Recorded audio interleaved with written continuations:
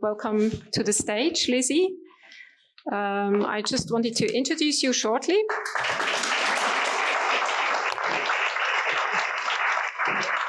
Thank you, Marcel. Lizzie is an American designer and researcher. You first did a BA in American Indian Studies at the University of Washington, and then something happened. You moved to Paris, where you completed a master in industrial design at l'École nationale supérieure de création industrielle, the place to go if you are in France. And now you're based in Paris. You also teach on bachelor and on master's levels at l'École... yeah, exactly. But the work or the process you're doing now is quite connected also to site-specific projects. You like to work with materials, with textiles and natural fibers, and also traditional crafts, something which you brought already with you when you came here. I was particularly interested in the two projects you bring with you, but maybe you just start with showing them to us and then we will ask questions. Thank you. Hi, my name is Elizabeth. I'm a designer, and like Merit said, a lot of my work starts with deep immersions into different sites and can be formerly industrial zones where mining has happened, or rural mountains to study sheep agricultural practices. And so I'm very interested in learning about the natural resources of these sites, what kind of materials really make up these spaces, how is this connected to the space, the altitude, the weather, and also how this informs the crafts and special know-hows that have developed in these areas. And so here at TaDA, I wanted to sort of delve into my own self-reflection about that and ways of for myself interacting and studying these spaces and its materiality. The first thing I did was I created this simple test. The idea was to use the cloth mat as a tool to experience a space. And one thing that I had noticed is I just created these zones, and in filling these zones, I realized that it told a lot about the orientation of the body. Is it meant for maybe two people that are laying down? Are you propped up? Are you lying down? And so I wanted to explore this as a tool for myself and how to experience the space and research the space, but also this filling for me really brought alive the object, making it three-dimensional. And I thought a lot about this, what we fill things with, and interesting as a designer because now we use a lot of times synthetic materials and foams, but before it was much more humble material. It was leaves and grasses, and so which is of course what people found in their direct environment. So I really liked this idea of being in contact in this way with the body, also with things that we find in the immediate landscape.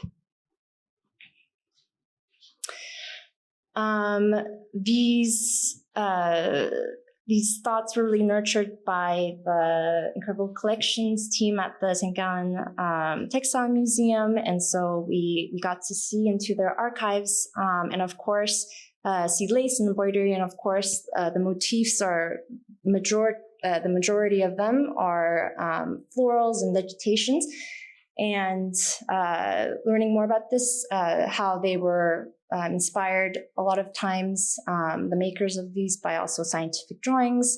So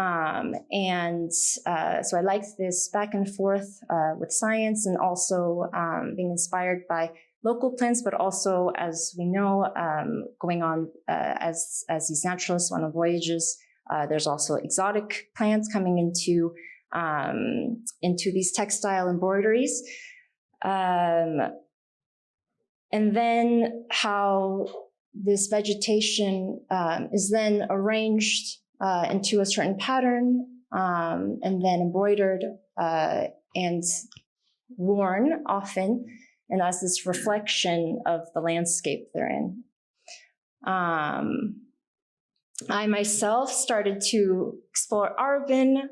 We lived in the southern, the former industrial area, and so it was interesting to, and this is also my first time in Switzerland, so it was interesting for me too to venture out and to understand the environment I was in. Part of this was collecting vegetation. It's something I do. There were ginkgo trees right next door, and also sycamore trees, and I also was like weeding the garden that our apartment is in, and so and using these plants. This led me to create some tools, some collecting tools. One is an apron, and the other one is like a harvesting bag. And I used the sheer material, and I liked how the leaves themselves, the real leaves, for me became sort of this ornamentation that we see with my own sort of version of it. And so we see here the lace as this ornamentation on clothing, and I wanted to use the vegetation on site as sort of this ornamentation happening within these tools. And then afterwards, this one, for example, is a square piece, and once you fill it, it becomes sort of the filling of these cushions that we can place in these mats. I was also very interested in exploring Swiss craft and Swiss craft heritage and what materials this encompasses. And so along with this textile knowledge that we were getting to know with the partner companies, also about what is being grown and cultivated here. We got to meet, I got to exchange with Dominique Fugesteller of Swiss Flax, who was trying to bring back local flax know-hows here, and we visited the Linen Festival in Zaziville. And here they're demonstrating how flax was transformed traditionally.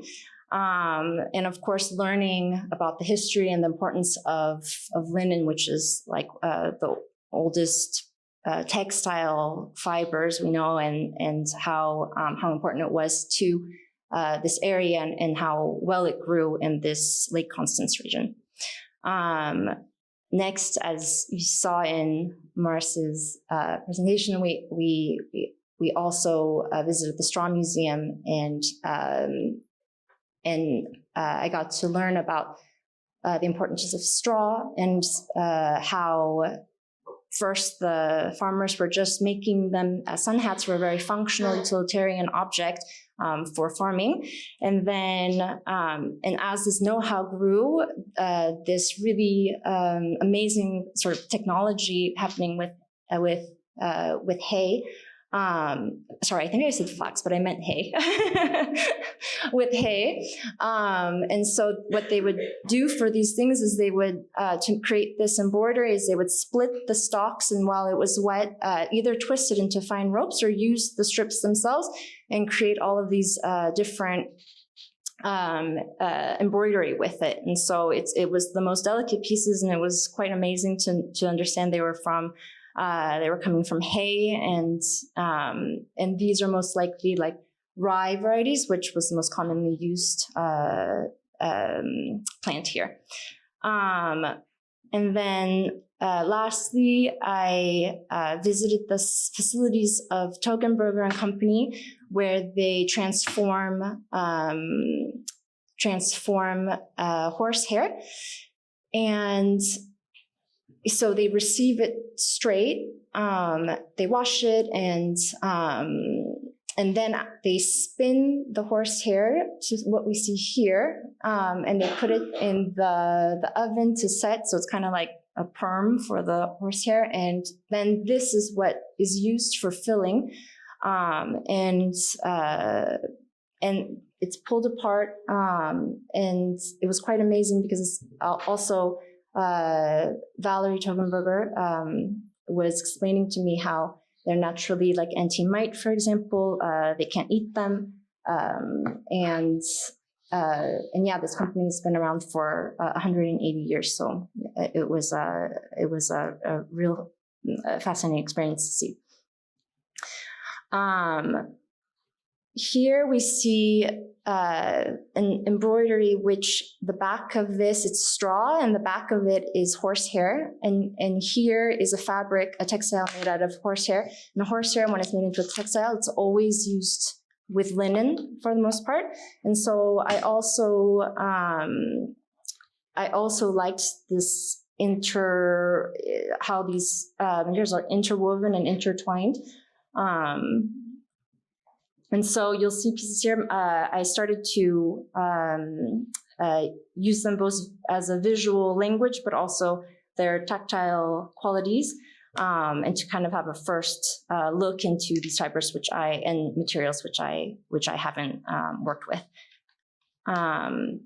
Lastly, I collaborated with TaDA into using a double weaving technique, which allows you to split the warp into different layers. This is like research for one of them. They're smaller compartments, and I liked the fact that with many, you could fill them with different materials and have a different experience with how it feels. And then one that we've received, the first test of, you'll see, is in a different form. And that concludes my presentation. I just want to say thank you to everyone during these 3 months. Me too, to Anshu and Mars, and of course to Martina and Marianne, and I mean everyone here is present. Martin. Thank you.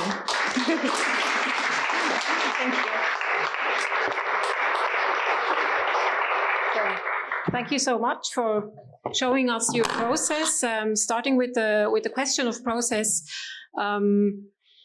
you're heavily research-based in a way. So you now know about flax, you know now about linen, hay, straw. Beginning. The beginning. Yes. Do you know where this process will lead you now? Or what will be the next steps to take? I think what we'll see in the atelier is really like thinking and moving on to the next steps by making. And so I have ideas from the time here of where I can go, but I feel like a final type of proposal is never identified until, I don't know, until you go through the process of making. So this is very like initial for me, and it was really amazing to get to. Do you have worked before with these materials? Not with horsehair, of course linen a little bit, but not in the fibers like this. And hay, no. So it was really something that was discovered during this residency, and that interested me so much, and how they are grown here or transformed here, and getting to visit the sites, and that's what really made me want to at least touch and experiment a bit. Yeah, exactly. Do you have a preferred material now? Do you have any preferences of working with any of these materials? I think the linen and the horsehair, there's something so interesting to me. I don't know. I think if you see the materials, which I brought some, I don't know, it's almost strange, the aspect of it. And so from there, I'm curious to see what can happen. And could you explain why is it important to work with these very traditional materials in an age where we're talking about artificial intelligence, about going to the Mars? Why does it matter to you? Wow, that's a really good question. Why does it matter to me? I guess in a very personal way, it's a way for me to understand a space and where I am, because like I said, I live in France. It's not where I grew up, and these kind of research and projects is a way for me to orient myself and connect. And I think that the different knowledge and know-hows that they embody and learning about them, that's something that really drives my work. Okay, so we're curious to follow your next steps in any way. So thank you so much, and we will switch to Anshu now. Thank you.